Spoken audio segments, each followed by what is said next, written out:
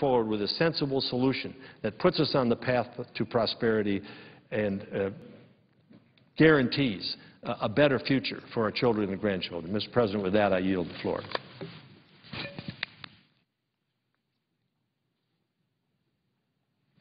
Mr. President, I note the absence of quorum. The clerk will call the roll. Mr. Akaka.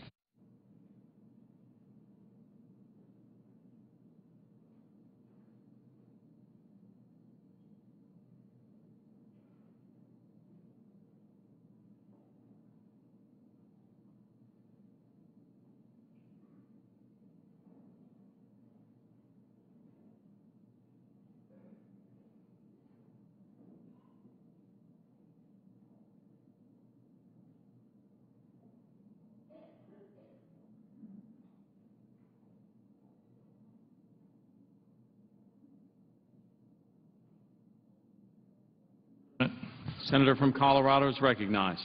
Mr. President, I'd ask unanimous consent that the quorum call be vitiated. Without objection. Mr. President, I understand we're debating a specific resolution. I'd ask unanimous consent that I be allowed to speak as if in morning business for 10 minutes. Without objection. Mr. President, I rise today to recognize NASA's STS-135 mission. As the presiding officer knows, that at approximately 11:30 a.m. tomorrow, Space Shuttle Atlantis is scheduled to lift off from the Kennedy Space Center in Florida with a crew of 4 on board. The 12-day mission will deliver supplies, logistics, and spare parts to the International Space Station. This will be the final mission of the Space Shuttle era that began just over 30 years ago. Now, a senator from Colorado may not seem like the most likely person to come to the floor today to speak about the Space Shuttle, but NASA and space exploration actually have quite a bit to do with Colorado, and it's something that I care deeply about. Colorado has one of the 3 top aerospace economies in the country, with a hand in every aspect of space: government, commercial, and academic, civil, and military. We helped develop the Space Shuttle and many of the missions that flew on it, and we are playing a major role in the development of the shuttle's successors. Now, NASA has been a source of pride for all Americans from its very beginnings. We've cheered their triumphs and suffered with them during their tragedies. And all the while, we've been inspired by their mission of exploration. The shuttle era is no exception. Ever since the first launch in April of 1981, the names of the space shuttles, Columbia, Challenger, Discovery, Atlantis, and Endeavour, have become familiar to even casual observers. This is a testament to the vehicle itself and those behind it. I would like to acknowledge all of those who've flown on the shuttle, the thousands of unseen heroes at NASA who support them, and the contractors at too many companies to name who make it all possible. In sum, flying the shuttle is a true team effort. Everyone who has been a part of that team should be proud of what they have accomplished. I see my colleague from Florida across the chamber, and I know he's also very, very aware of that this has been a team effort across the board. And I know I'd be remiss at this point if I didn't mention those who pay the ultimate price for their service. We will never forget the images of the horrible tragedies that befell the shuttle, one occurring merely seconds after leaving the pull of Earth's gravity, the other just minutes away from being home again. We will always remember the crews of the space shuttles Challenger and Columbia. This milestone, Mr. President, of the history of spaceflight forces us to reflect on what we've learned and where we're going. America is now in the unenviable position of having no U.S.-derived means of sending humans into space, including to vital assets like the International Space Station. For the near future, we will have to rely on our international partners, namely Russia. But that position will change. It must change, I would add. NASA is developing a successor to the shuttle based on important work done during the Constellation program. And the burgeoning commercial sector is literally changing the way we access space as we speak. These complementary development tracks will build a more robust space exploration enterprise. As the presiding officer knows, I have an interest in climbing mountains, as does he, and I've had the great good fortune to stand on the top of some of the world's highest mountains. And I believe it's in our nature as humans to explore and understand the world around us, to keep stretching to achieve goals just beyond our grasp. Mr. President, the shuttle has allowed us to reach farther than many ever dreamed possible. But the end of the shuttle area is by no means the end of exploration. At its heart, NASA is not about parts, it's about people. Even after the shuttle assumes its rightful place in history, legions of engineers, scientists, pilots, and other adventurers will carry its mission forward into the next phase of exploration. Keeping that spirit intact will be a fitting tribute to the space shuttle. I wish the crew of STS-135 a smooth and productive journey, and above all, a safe return. And Mr. President, before I yield the floor, I wanted to add an additional note. In Colorado, of course, we have 54 mountains that are over 14,000 feet. We have countless peaks below that lofty elevation. But among the 100 highest peaks in Colorado, we note Columbia Point, which is named to commemorate the astronauts and the mission that ended tragically. And we also have Challenger Point, both peaks in the top 100, both peaks linked by a high ridge, and in the middle of that high ridge is Kit Carson Peak, which is a 14,000-foot mountain. I've had the good fortune to stand on the summit of both of those peaks, most recently Columbia Peak in April, and the view is one that's worthy of us as Americans. As we go forward, let's remember the great successes of the shuttle program and build on them as we move forward as Americans, exploring the world, exploring the universe. I know my colleague from Florida shares those sentiments. I don't know that he's on the floor to speak to this particular topic, but I look forward to working with him, given the importance of the space industry and our space mission to his great state of Florida. With that, Mr. President, I yield the floor. Mr. President, I ask... Senator from Florida is recognized. I ask for unanimous consent, Mr. President, that I be recognized for up to 15 minutes. Without objection. I want to first thank my colleague and distinguished senator for, and I take off where you left off, and that is on the space program.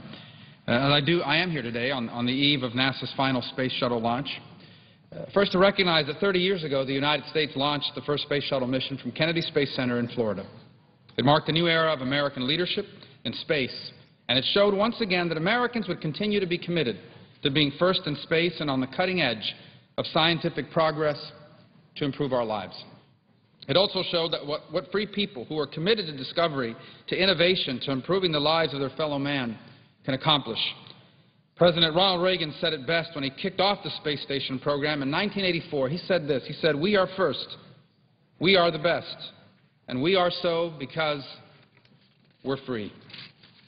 Over these 30 years, we have been witness to many heroic triumphs in space that have served as a testament to America's unparalleled ingenuity and imagination. Over time, the shuttle program would make household names out of some. Sally Ride became the first American woman to travel into space. One shuttle alum even serves with us in the Senate today. It's our colleague, my fellow senator from Florida, Bill Nelson. Of course, space exploration has always entailed risk-taking. It has always required putting one's life on the line.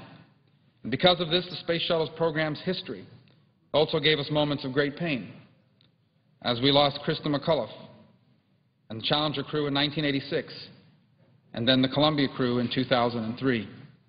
Each time, these tragedies forced us to ask ourselves, is space exploration worth it? And thank God, each time, America answered with an emphatic yes. And so today, on the eve of the final space shuttle launch, we celebrate the shuttle's program's remarkable feats, which exhibited many of the qualities that make America exceptional: courage, ingenuity, risk-taking, and an ability to accomplish what once seemed unthinkable. Space exploration speaks volumes about America, who we are as a people and as a nation. When America was born 235 years ago, surely our founding fathers could not fathom that one day our people would fly among the stars. But the truth is, it has always been our destiny. In the 19th century, it became our manifest destiny to explore and push westward until the American land stretched from sea to shining sea.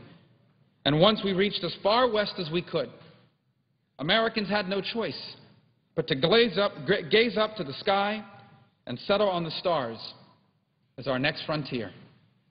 Almost 42 years ago to this very day, Neil Armstrong, Buzz Aldrin, and Mike Collins made that giant leap for mankind and left their indelible footprints on the moon's surface and on human history. For on that night in July of 1969, the whole world witnessed the American miracle firsthand. Even today, those moments serve as a poignant reminder about the limitless capacity that Americans possess in space and in every aspect of our lives.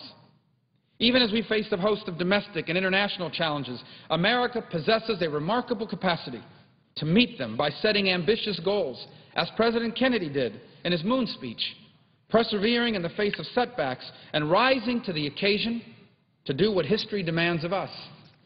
Our space program inspired young generations of Americans to pursue careers in the aerospace industry and other related fields.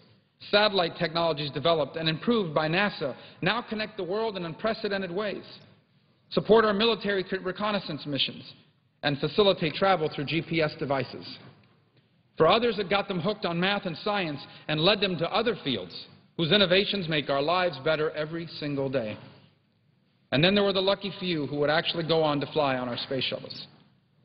For the rest of us who didn't pursue careers in science, math, and engineering, our journeys into space have meant a lot in different ways. For many of us, Kennedy Space Center elicits memories as the place where imaginations are awakened and where dreams are born. And it's also where many children think fondly to their visits for field trips or space camps. And in my case, of the time my parents took me there for my 8th birthday, just before we moved our family to Las Vegas. But these types of feelings didn't just happen in America. You see, the impact of our space program is a global phenomenon. One needs to look no further than the various foreign currencies in the donation box down at Washington's National Air and Space Museum to understand what our space program means not only to Florida and our country, but for all of humanity. And then this brings me to the other reason for speaking today. You see, when this final shuttle mission draws to a close, many Americans will be startled by the realization that we don't have an answer to the question, what's next for NASA? NASA has no answer. The administration has no answer. And as we transition to the next generation of space exploration, Florida's aerospace workers are left with only questions about their future. We know that for the next 3 years we'll have to rely on the Russians to get us to space. Just a few weeks ago, that only cost $50 million an astronaut. Now the price tag is up to $63 million per astronaut. We can only imagine it'll go higher. You see, whereas America once led the way to the moon, we now face the unacceptable prospect of limited options to simply get a human into orbit. We know that our commercial space partners are working to fill some of the gap in our human spaceflight capabilities, and that is a promising development that we should encourage. But we need NASA to lead. And I say this, I fully recognize that our nation faces a debt crisis because, quite frankly, politicians in both parties have spent recklessly for many decades. And it will require Washington to finally live within its means and for leaders to make tough choices about what our nation's priorities are. NASA is no exception. It will not be about spending more. It will be about spending wisely. And so tomorrow, Americans will proudly watch as Atlantis takes off for its last flight. It will be a poignant opportunity to recall the entire 30-year history of the shuttle program and all that has been achieved in 50 years of NASA's existence. And it will be another opportunity to thank the thousands of men and women in Florida who have made this program possible and who take such pride in the shuttle and what it has accomplished. For NASA, just like our nation, it is at its best when it is looking forward, not looking back. Mr. President, I ask unanimous consent that my full statement be entered into the record as delivered. Without objection. May I inquire of the Chair of what my remaining time is?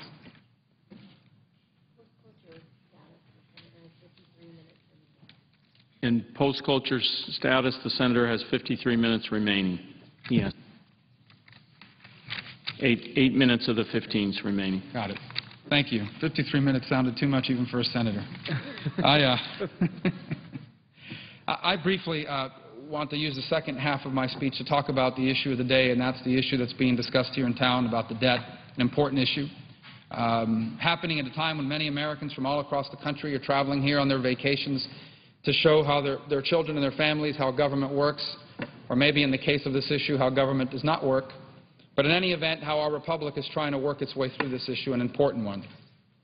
I know that just a few moments ago there was a meeting at the White House that concluded, and we wait with great anticipation. I see my colleague, the senator from Illinois, has arrived. Maybe he'll update us here on the floor in a few moments.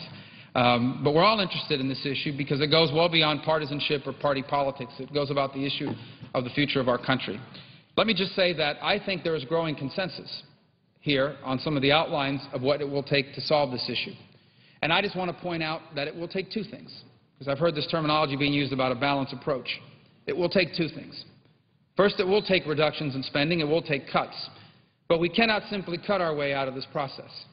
We must also grow our way out of this process. In essence, my point is that there is no way we can simply reduce spending enough to get America out of the predicament that it is facing. We must also grow our economy at the same time. And growing our economy leads us to the number one issue facing our country. For America, for government, for us here in Washington, the national debt is the number one issue on our minds. And rightfully so, it's a serious issue. But for the rest of our country, the number one issue on their minds is joblessness. It's the fact that people are struggling to find a job. People who did everything that was asked of them. They went to school, they got a degree, they worked hard, now have lost their jobs and have lost their homes. And if they did find a job, maybe they're making half as much and working twice as long. And so we have to grow our economy. And the logic behind it is very straightforward. If we have more people working, we have more people paying into our tax system. And we have more people paying into our tax system, that is more money available for our government to pay down its debt.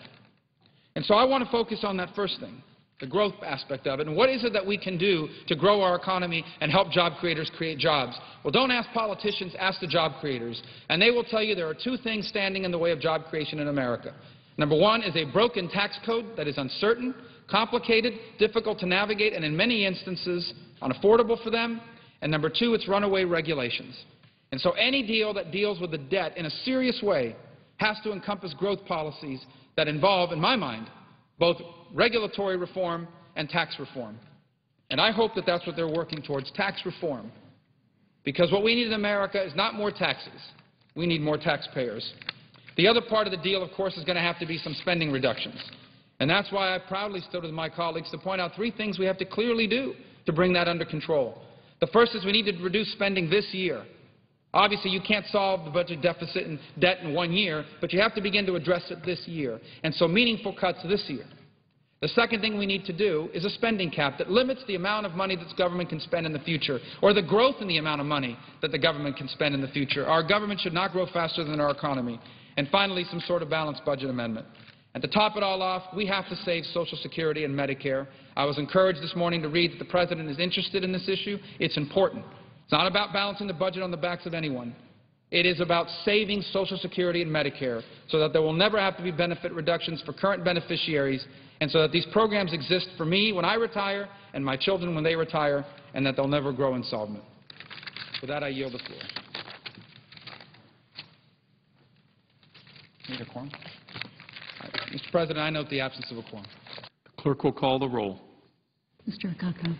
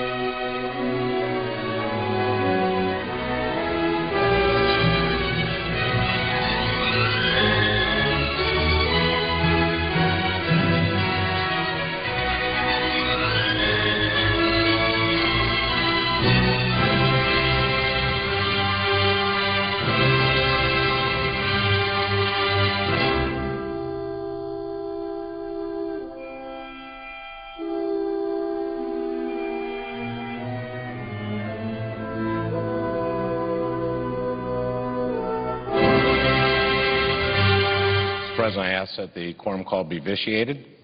So ordered. I ask permission to speak as in morning business. So ordered. Thank you. Mr. President, I rise today to talk about our debt crisis, about our short-term debt crisis and our long-term debt crisis. And I come here today to discuss ways to address them and ways not to address them. Our most immediate debt crisis is now upon us. In order to maintain the full faith and credit of the United States government, Congress will have to vote to raise the debt ceiling within a matter of weeks. This is something Congress has done as a matter of course many, many times over the years as our national debt has grown. Let us be clear about what exactly it means to raise the debt ceiling and why it is necessary. As a nation, we have accumulated $14.3 trillion in debt. This, in and of itself, is a very bad and dangerous thing. That means our national debt is currently 93% of our gross national product. And again, this is a very bad and dangerous thing. We've been in this situation before. Actually, it's been worse. After World War II, our national debt was at 121.7% of our gross national product. We certainly had something to show for it. We had won World War II. Through the 40s, 50s, 60s, and 70s, we worked our way to a point where our national debt fell to just 32.5% of GDP in 1981. We did this through a combination of growth and some inflation. Our debt was in pretty good shape until we hit the 1980s, during which we quadrupled our national debt under Presidents Ronald Reagan and George H.W. Bush. We have hashed over time and again who is to blame for the situation we find ourselves in, but let me leave that alone for the moment and get back to what it means to raise the debt ceiling. As I said, our debt currently stands at $14.3 trillion. I think we can agree on this. That number reflects past choices, not current ones. The debt ceiling also stands at $14.3 trillion. We have to raise the debt ceiling because we as a nation have certain obligations that we must meet. We have to pay for the wars we are currently engaged in.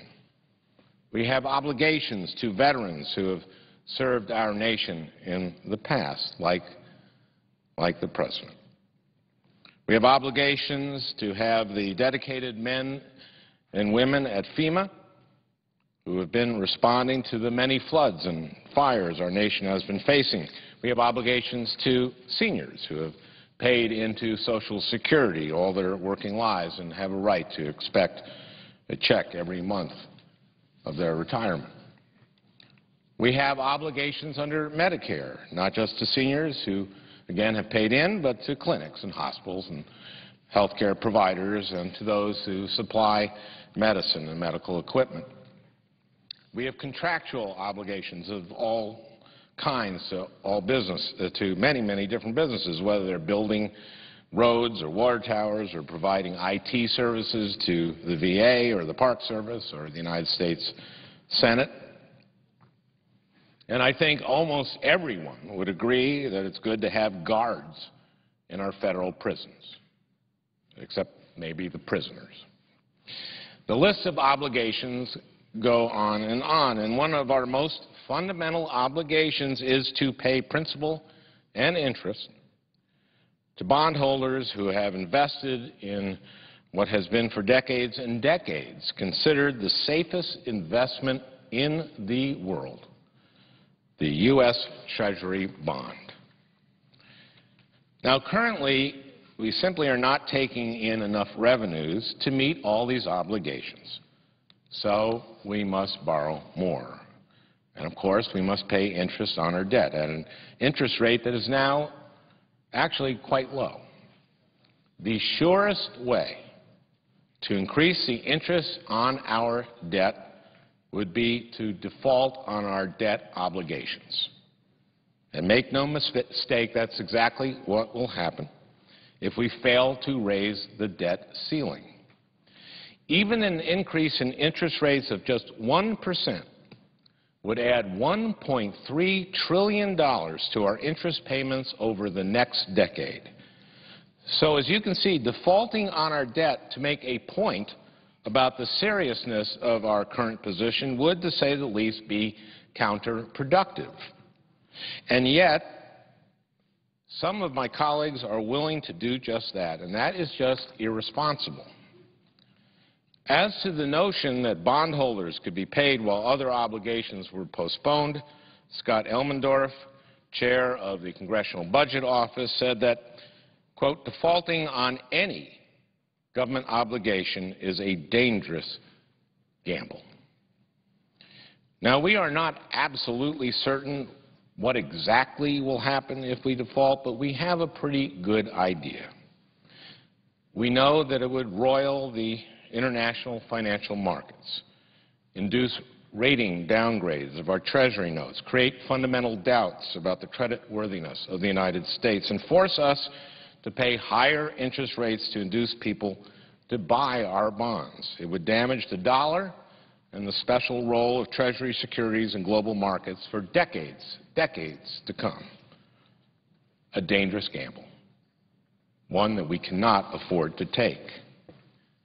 Defaulting on our debt would also be, as David Brooks so aptly put it, a stain upon our national honor. Are we actually going to become a country that can't be relied on to pay its debts? And yet we have members of the House and members of this body threatening to vote against raising the debt ceiling unless the President and Democrats in Congress meet their demands on how to address the deficit going forward. Are my friends suggesting that we act like a deadbeat who buys a new car and then sometime down the line decides, you know, I just don't feel like making the payments? I think these members are doing an enormous disservice by holding our nation's economy and indeed the entire global economy hostage to their demands. Because the United States Treasury bond has been the foundation of the world financial system, it is not an overstatement to say that defaulting on our debt at this fragile point in the global economic recovery could throw us into a worldwide depression. Now, I am hardly alone in this regard. The U.S. Chamber of Commerce shares my alarm. It is no small secret that the Wall Street backers of the Republican Party are beseeching their allies in Congress to come to their senses. Yet Republican leaders know that there are also those in their party who believe that this is their chance. This is their opportunity to exact concessions from the White House and Democrats in Congress precisely because the situation is so fraught with peril. They know that the President of the United States cannot play a game of chicken with the full faith and credit of the United States of America. And in a game of chicken, the irrational and irresponsible player holds a distinct strategic advantage over the rational and responsible player. And so we find ourselves in this place at this time. Now, what are the demands? Well, Republican leaders here in the Senate are holding the debt ceiling hostage so they can end Medicare as we know it. Democrats are trying to protect Medicare and ensure its solvency, and the Affordable Care Act is already doing that. Not only does the Affordable Care Act provide more benefits to Medicare recipients, it also extends the solvency of Medicare by 7 years.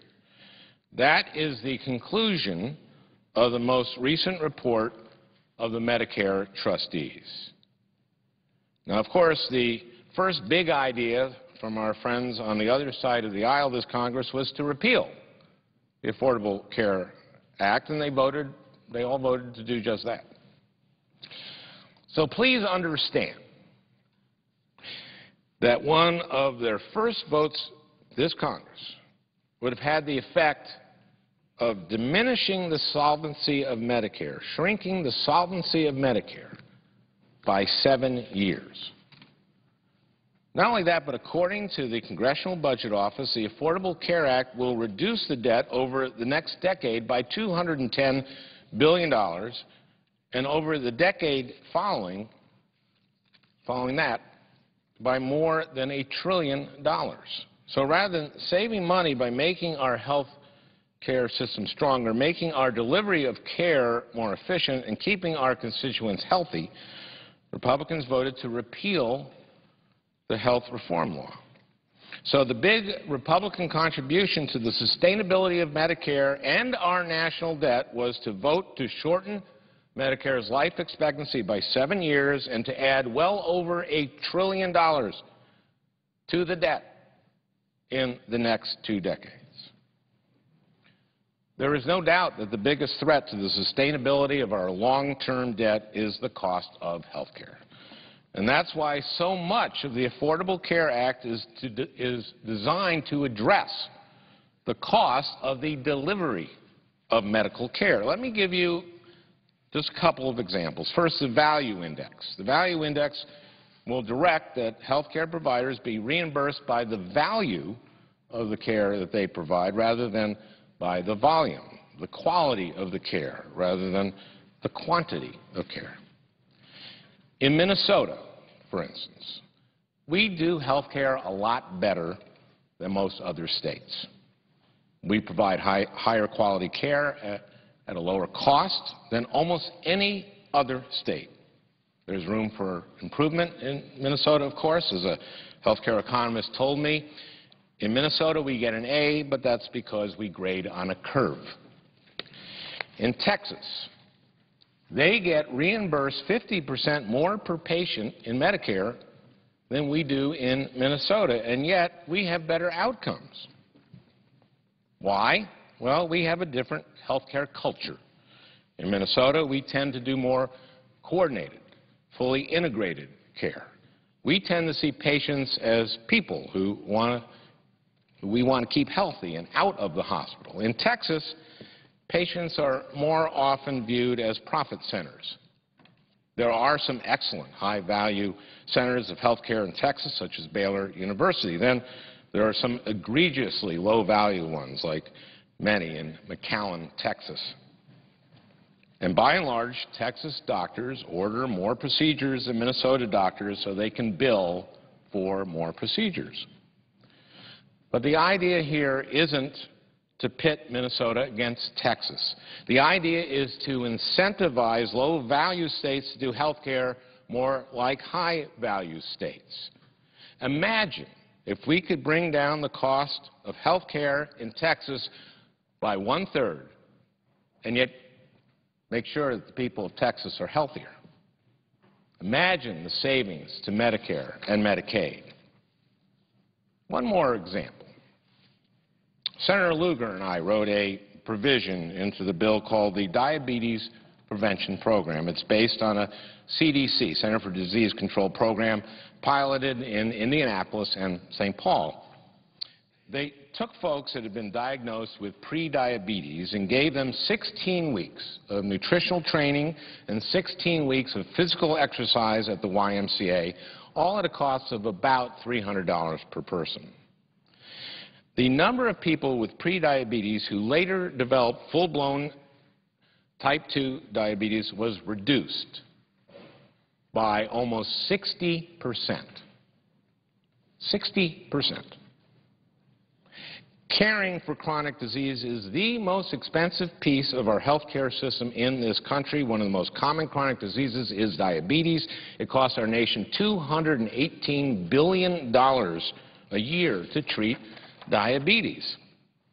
A couple weeks after the Affordable Care Act passed, I brought the Undersecretary of Health and Human Services into my office to meet diabetes experts from the CDC and with United Health Group, the country's largest insurance company.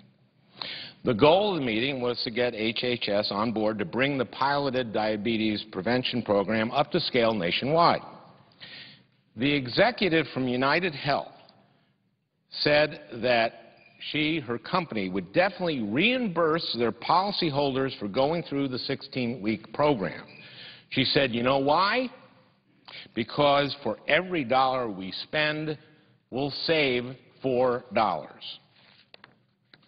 The value index and the diabetes prevention program are but two of the many programs in the Affordable Care Act that have been written into the law.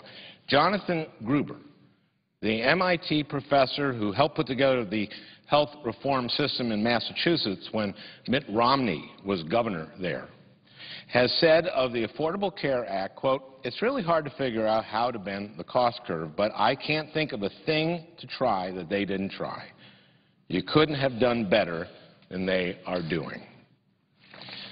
Since then, in the House, Representative Paul Ryan and the Republicans in Congress have taken an entirely different approach. Instead of putting in the long, hard hours of consulting with health care providers, health care economists, patient groups, hospitals, rural health groups, and medical researchers to actually try to build on protocols that have been proven to bring down the cost of delivering quality medicine, Representative Ryan decided to just slash the funding of Medicare, give the money left over to seniors, and let them fend for themselves to buy their own health care from insurance companies. Now, we know that there was no functional market for health insurance for folks 65 and over before Medicare and Medicaid started in 1965. It's doubtful that there would be one now.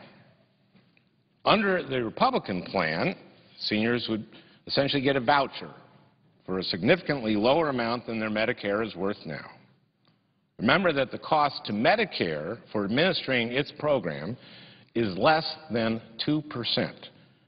Insurance companies, on the other hand, spend around 11% just on administration.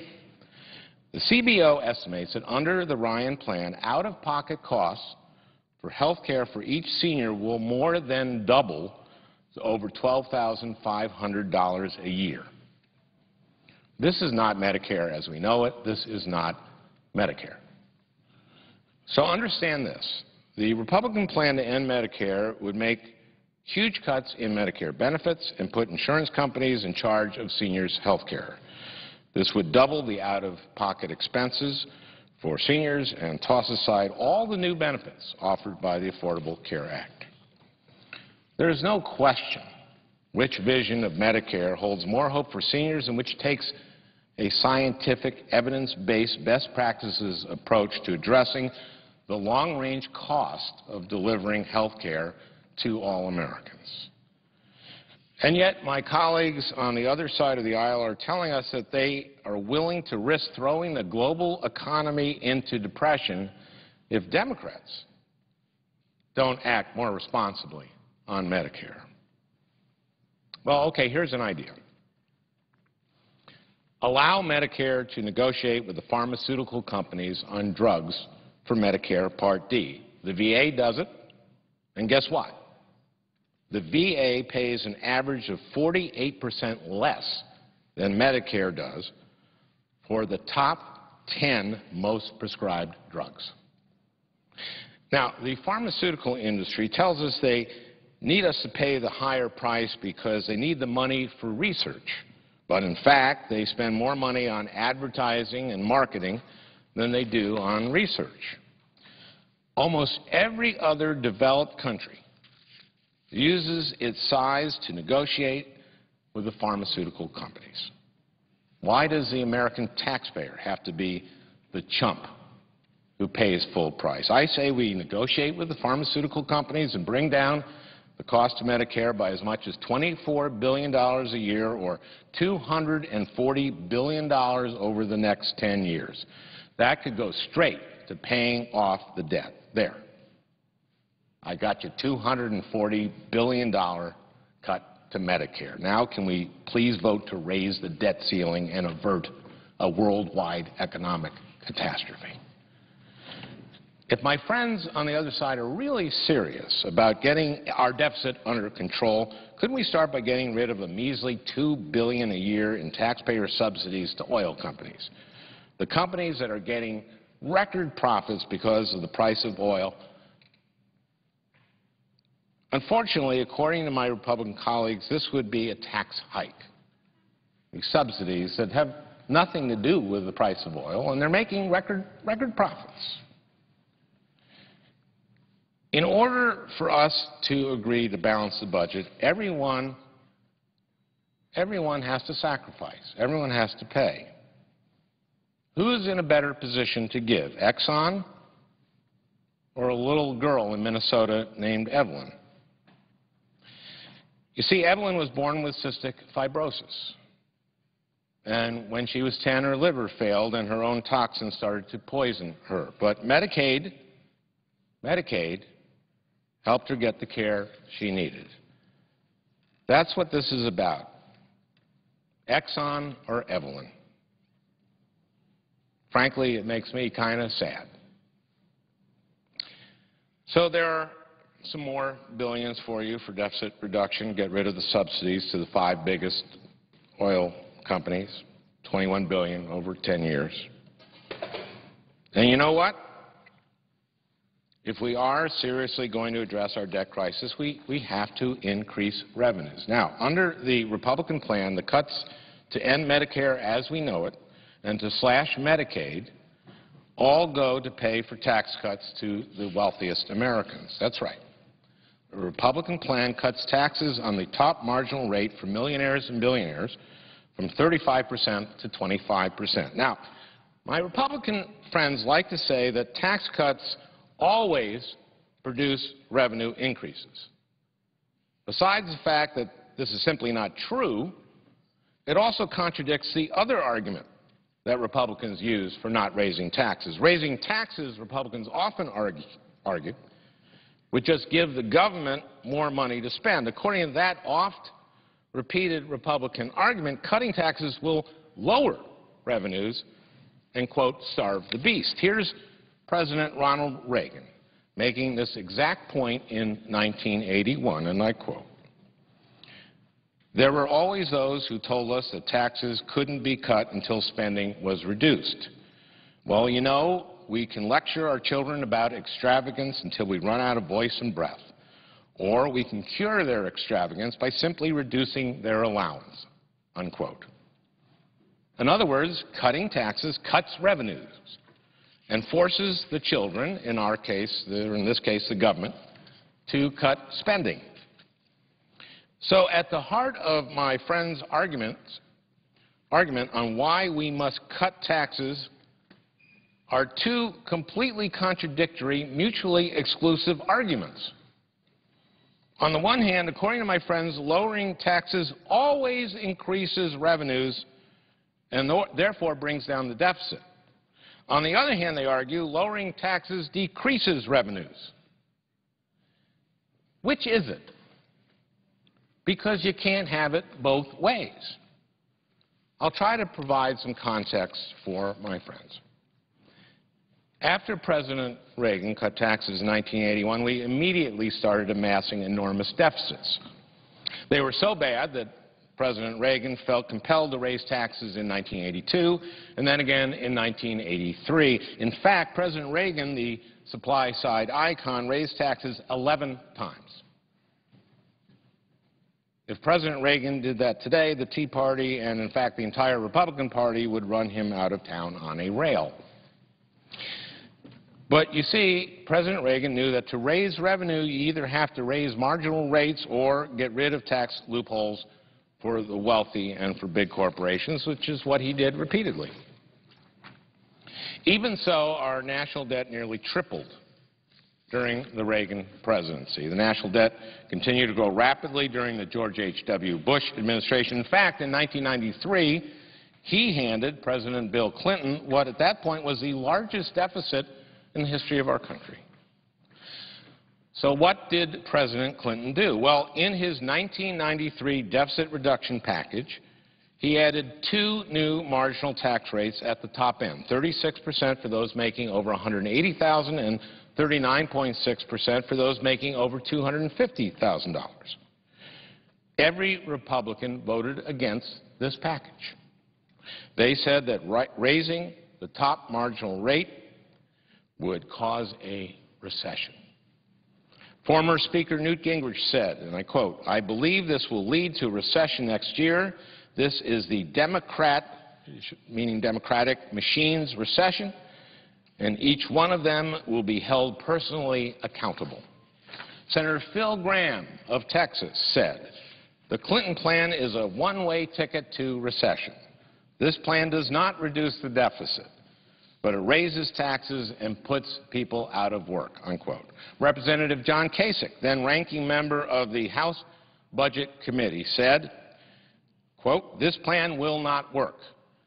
If it was to work, I would have to become a Democrat," unquote. Well, it worked. Not only did we have an unprecedented, uninterrupted expansion of our economy for 8 years, creating more than 22 million net new jobs, but we balanced the budget. And Bill Clinton handed George W. Bush a record surplus. I call that working. Now, President Clinton and especially the Democrats in Congress paid a political price for the 1993 deficit reduction package. The Democrats went down to defeat in 1994, losing the House of Representatives for the first time in 40 years. You could say that Democrats took a shellacking. Nevertheless, between 1993 and 2001, the nation created an unprecedented number of jobs benefiting every quartile of our economy, decreasing the numbers of Americans in poverty, increasing median income, and creating more millionaires than ever. To which my colleagues on the other side of the aisle might say, sure, it worked in practice, but does it work in theory? President Clinton's deficit reduction plan not only reduced the deficit as planned, it eliminated it entirely and gave incoming President George W. Bush a record surplus. In fact, when President Bush took office, we were on track to completely pay off our national debt with $5 trillion of surpluses projected over the next 10 years. In other words, we would have zeroed out our national debt this year. 5 days after President Bush took office, again, after President Bush took office, Alan Greenspan testified to the Senate Budget Committee that we were in danger of paying off the national debt too quickly and entering uncharted territory in which the federal government would have too much money. The federal government, Greenspan warned, would have to put its excess money into private equities, thereby distorting and decreasing the efficiency of our markets. President Bush told the country that a surplus meant that Americans were paying too much in taxes. This was our money, he told us, and so we all deserved a tax cut. Then, after the economy went into recession, Bush told us that what we needed was another tax cut to stimulate the economy. So, in other words, when the economy is strong, tax cuts are in order. And when the economy is weak, tax cuts are in order.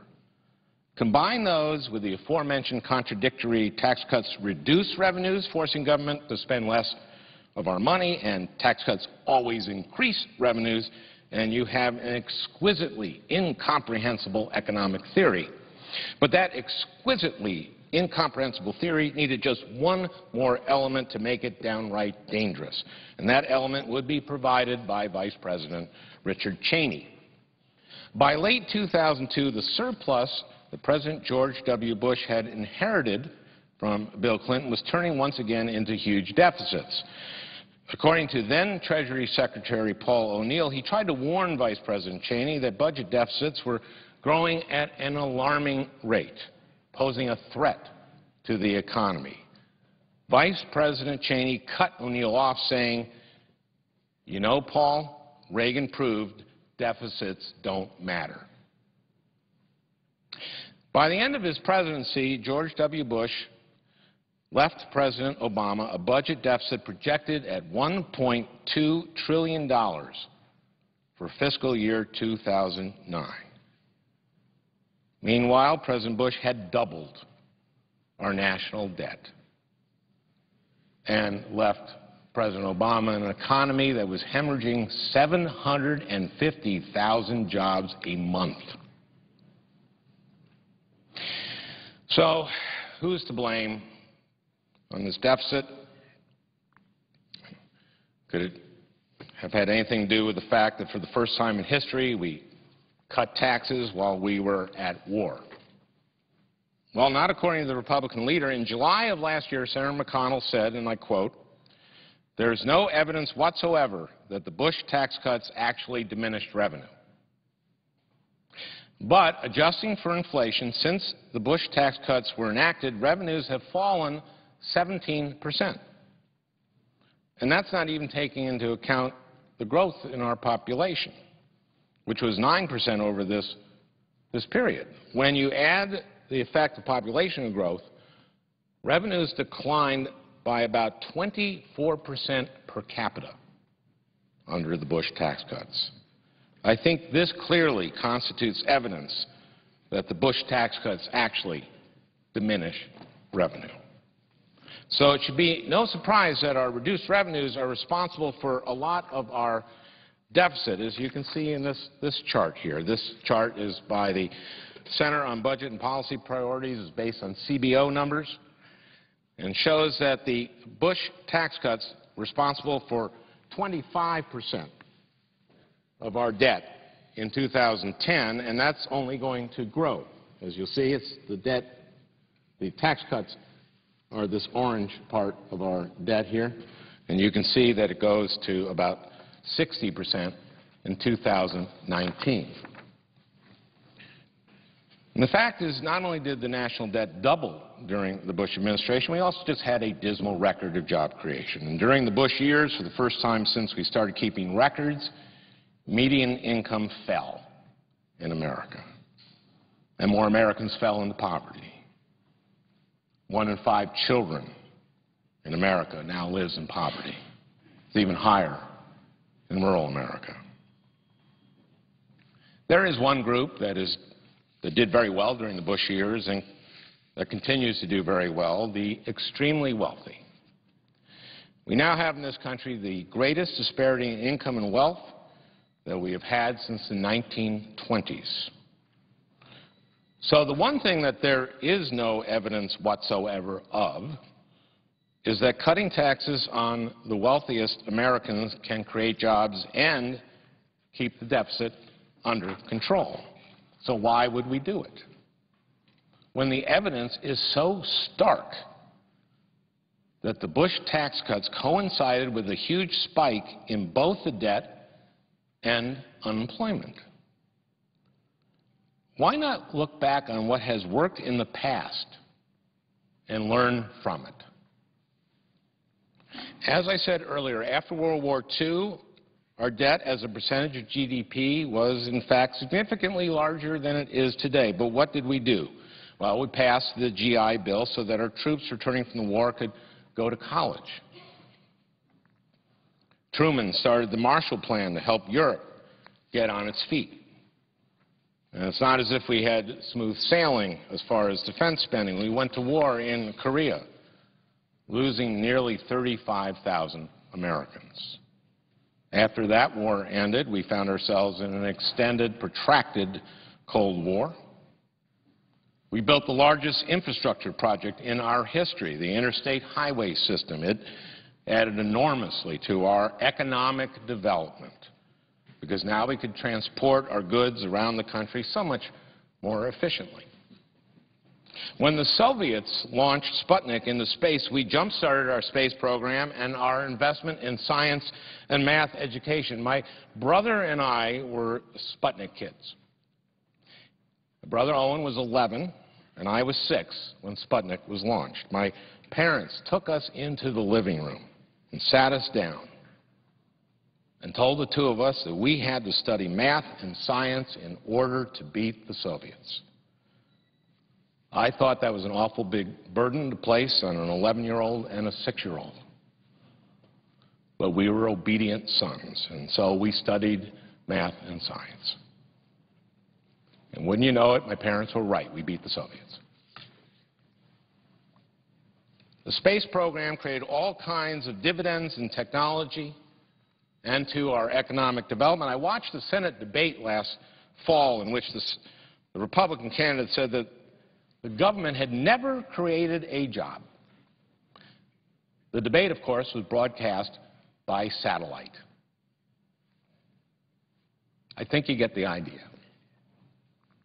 The fact is, the investments we made in the 40s, 50s, 60s, and 70s in science and technology, in our state universities and infrastructure that was the envy of the world, brought our debt as a percentage of GDP from 121% in 1945 to 33% in 1980. Erskine Bowles was right. We can't get out of our current debt with growth alone. But I will tell you most certainly that we will not get out of it without growth. And so we have to choose wisely in what we invest in when we invest, and in how we invest, in what we cut, and when we cut, and how we cut, which we must do, and in how we increase our revenues, and when we increase our revenues, and from whom we get those revenues. Why not invest in retrofitting buildings when we have so many in the building trades out of work, sitting on the sidelines and knowing that we can recoup that investment in energy savings within 3 to 5 years? Let's find creative ways of financing that, like PACE financing, which lets families get a loan from their local government and pay it back on their property tax. This is how cities pay for street lights and sidewalks. It adds value to homes, and when the family moves, the loan stays with the property. We should also create incentives for banks to lend to small businesses for retrofitting commercial buildings. There's a company in Minnesota called McQuay that makes heating and air conditioning systems for commercial buildings. They're actually supplying the system for the new World Trade Center. It's in Faribault, Minnesota. And their systems are so energy efficient that they pay for themselves in 3 to 5 years through energy savings. They've been taking out loans from banks since they're a large credit-worthy company, and then they give out loans to customers who install their systems. It's win-win. Because they're selling more units and putting people back to work, and their customers are actually making money in the long run through energy savings. McQuay has a good model, and we should be figuring out how to encourage others to do the same thing. Win-win. Return on investment. Why not cut our defense spending when $100 billion in cuts have been identified by our service chiefs at Secretary Gates' request, and when cost overruns on our weapon systems are absurdly high? The GAO recently revealed that when you add up the growth in costs of major defense weapon systems over their original estimates, the total is over $402 billion. Why not raise revenue by increasing taxes on the wealthiest in this nation, those who have benefited the most from the economy in recent years, especially when we can look to the recent past and see that their tax cuts added virtually no jobs and contributed mightily to our deficit. Only when the middle class is strong does our economy grow, because the middle class has always been the part of our society that creates demand. There just aren't enough rich people to buy enough stuff. The middle class spends its money. But today, companies are sitting on trillions of dollars because there's just not enough demand. And that's because there's a lot of unemployment and because wages for the middle class have gone down over the last decade. Creating a middle class is not an end unto itself. A strong middle class leads to strong consumer spending, and therefore to a strong economy and to national prosperity. The middle class is also where you get entrepreneurs. Much higher percentage of the middle class become entrepreneurs than any other class in this country. It's where you get small businesses. The middle class is an engine to our economy. Why not invest in early childhood education when we know that the return on quality early childhood education is up to $16 for every dollar spent? We know that children who have had quality early childhood education are less likely to need special education. They're less likely to repeat grades. They have better health outcomes. That the girls are less likely to get pregnant as teenagers. We know that children who have had quality early childhood education are more likely to graduate from high school, more likely to go to college, and more likely to get a good job and pay taxes, and much less likely to go to prison. My friends on the other side say that we must cut the deficit for our children's sake, and I agree. But then why are such a disproportionate amount of the cuts aimed at programs that help children? As I said, 1 of every 5 children in America lives in poverty, and that's an even greater percentage in rural areas. But the Republicans want to cut Head Start, an early Head Start. We currently serve about 40% of the children who qualify for Head Start, and less than 4% of the children who qualify for early Head Start. Do we really want to cut that? Do we really want to cut Pell Grants? The Republican budget slashes Medicaid. About 50% of the recipients of Medicaid are children, like Evelyn. We know we're going to have to make shared sacrifices to get the budget under control, but do we really think that sick kids are the ones that should make those sacrifices? You know, immediately after this election, Republican leadership said that their #1 priority was seeing to it that Barack Obama is a one-term president. They didn't say that their #1 priority was getting Americans back to work, or educating our kids, or even balancing the budget. Their #1 priority was winning the next election. But I don't think that's what Americans want. The American people want us to get to work, to solve problems, to improve their lives. We don't have to agree on how to do that, but they sent us here to work together. If the time between elections just becomes about jockeying for the next election, then what in the world is the point of getting elected in the first place? I thought we were here to work together constructively in the interest of the American people. Now the Senate Republican leader is saying that raising any revenue at all is off the table, that he will not vote to raise the debt ceiling if part of our compromise on the budget going forward involves any tax increase on anyone, no matter how wealthy they are, no matter what their income. I ask my colleagues, for the good of the country, to step back from the brink, to step back from brinksmanship on this debt ceiling. Let's not panic. We're going to be on this planet for a while. Let's have some confidence in ourselves to do this in a smart, thoughtful way so that our children will say, well, they might not have been the greatest generation, but they are a pretty good generation. Thank you, Mr. President, and I suggest the absence of a quorum.